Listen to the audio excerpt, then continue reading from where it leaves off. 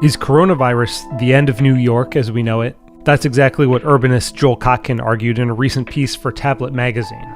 This is happening at a time when the demographics of cities like New York, LA, Chicago, San Francisco are all going in the wrong direction. In other words, young people are leaving, population growth is very low. I think the pandemic is just one more factor. With lockdowns and extreme social distancing bringing urban life to a halt, and New York emerging as the epicenter of the national crisis, a debate among urban studies scholars is breaking out over what this will mean for the future of American cities. On one side are density skeptics, like Kotkin, who believes the pandemic will only accelerate an already present decline in urban living, while pro-density urbanists like University of Toronto professor Richard Florida say that New York will do what New York has always done: bounce back. The biggest mistake people ever make is counting New York out. I mean, if there's one place in the world, don't count out ever. Thomas Campanella, a Cornell professor who co-edited a book called The Resilient City After 9/11, agrees with Florida. So, no, we're not looking at the end of New York by any means, nor are we looking at the end of cities.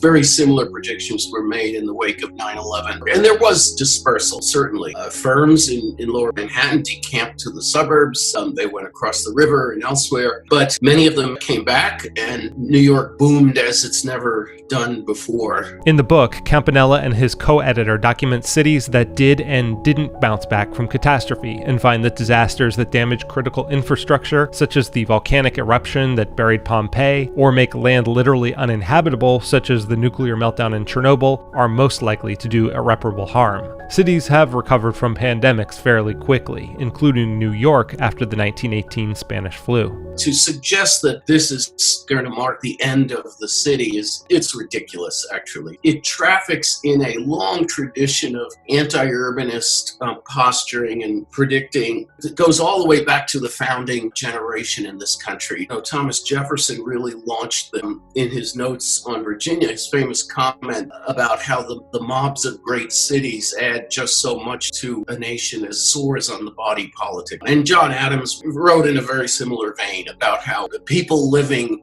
in crowded places in a small land area are prone to contagions of madness and folly, as he put it. De-densifying the city, that's not going to happen. We still have London and Florence and Venice and all these cities that underwent terrible pandemic diseases again and again and again. The Black Death was a once-a-generation phenomenon. I remember my grandmother telling me how she, as a little girl in Coney Island, remembered seeing the hearses every day going down Surf Avenue during the 1918 pandemic.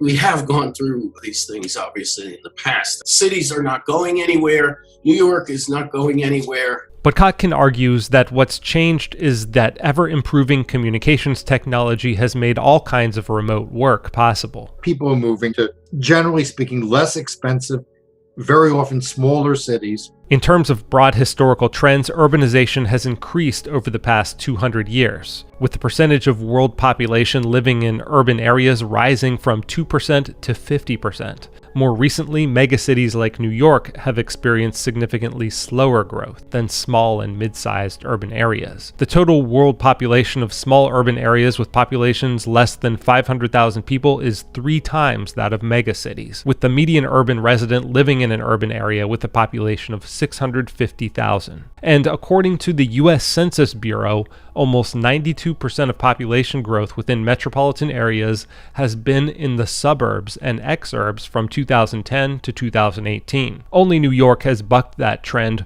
with rising density over that period. But Kotkin says New York isn't immune. What the pandemic may do, they may just accelerate some of this. I think there are going to be people who are going to have that memory of, God, I was living in the studio apartment in Manhattan when this happened, and I was essentially in lockdown, which felt like a prison cell. That's probably not going to leave a great impression. Between 2005 and 2017, remote work increased by about 159%, according to one study, with about 5% of Americans working from home, according to census data. Kotkin predicts remote working trends will continue to push more and more Americans out of big city centers. Again, what makes the pandemic important is that the demographic and economic trends were already running in the wrong direction. Like if you take a look at business service and high-tech employment. New York, LA, Chicago, basically lagging way behind the rest of the country. Finance jobs have been leaving New York for the last 20 years. But Florida points out that venture capital is still concentrated in the Bay Area and New York. He predicts that the coronavirus pandemic will lead to more geographic concentration. So at the same time that you're having people leave, San Francisco's share of the tech industry, the Bay Area, is increasing. New York's share of finance industry is increasing. LA is still a center of movie making and the creative industry broadly. And so I think with restrictions on air travel, the fact that it's harder to drop in and out of those places will cause a stop or further concentration. But Florida agrees with Kotkin that the growth of remote work will also continue to drive the growth of smaller cities in the American heartland. He points to a Kaiser Family Foundation project called Tulsa Remote, which pays tech workers a $10,000 stipend to move to Tulsa and work from home. They got tens of thousands of applications from people from San Francisco and New York and LA. And when I go to Tulsa, the people I meet are people from New York, from Chicago, from San Francisco, from LA. And so I think there is a possibility for some of these second and third tier communities, instead of trying to build a mini Silicon Valley, to literally say we're going to be a connected hub of remote workers to an incumbent economic center. And I think that can work. Despite his provocative headline, Kotkin isn't predicting New York's demise. Rather, he foresees a continued hollowing out of its middle class, with future population growth coming from young single workers, immigrants, and the ultra-wealthy.